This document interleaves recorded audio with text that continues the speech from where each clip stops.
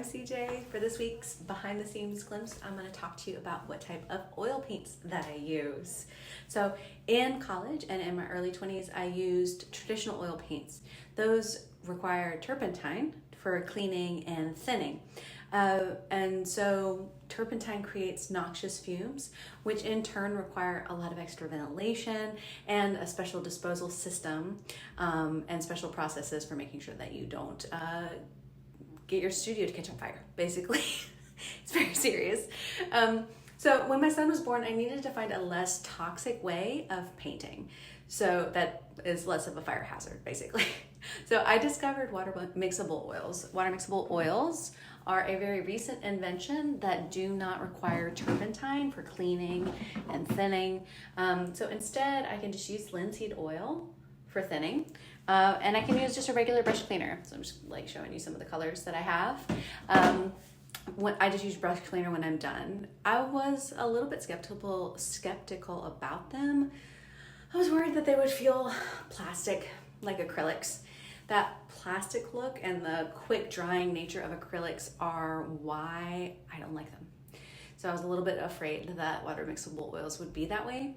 I really like the sheen of oil paints. They add a living quality to the painting, and you can get some of that with synthetic substances using acrylic paint, but it still dries really slow.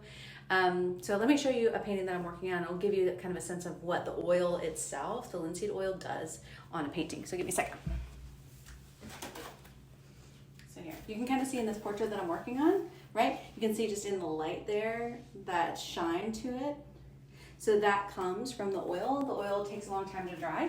And the nice thing about that is that I can then mix colors directly on the painting itself.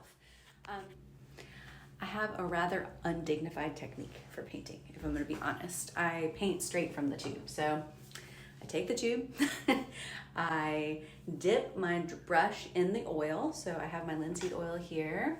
So I'd have like a little cap full of this. I would dip my brush in the oil and then dip it straight in the tube and then work on the canvas. So by doing that and applying the colors directly to the canvas itself, I can blend in real time. Other artists might be appalled by this. A lot of artists use a palette. You might have seen those, like the big sheets of paper or just like a big like acrylic, like vinyl palette, so that they can blend a wide variety of shades and then paint on a painting using that very specific color one section at a time. They can also then store that unique mix of colors in small little jars for continued use, like if they know they want to use that color in other places on the painting that they haven't worked on that day. And I've tried that. That's how I was trained in school, but it just didn't work for me. The way that I paint now feels a little bit more like sculpting.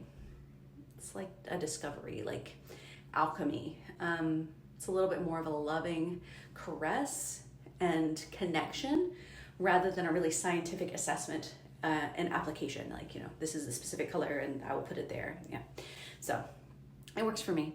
So what did I think of water mixable oils? I was actually surprisingly impressed. They work really well, and I can still mix directly on the canvas because I can use the linseed oil.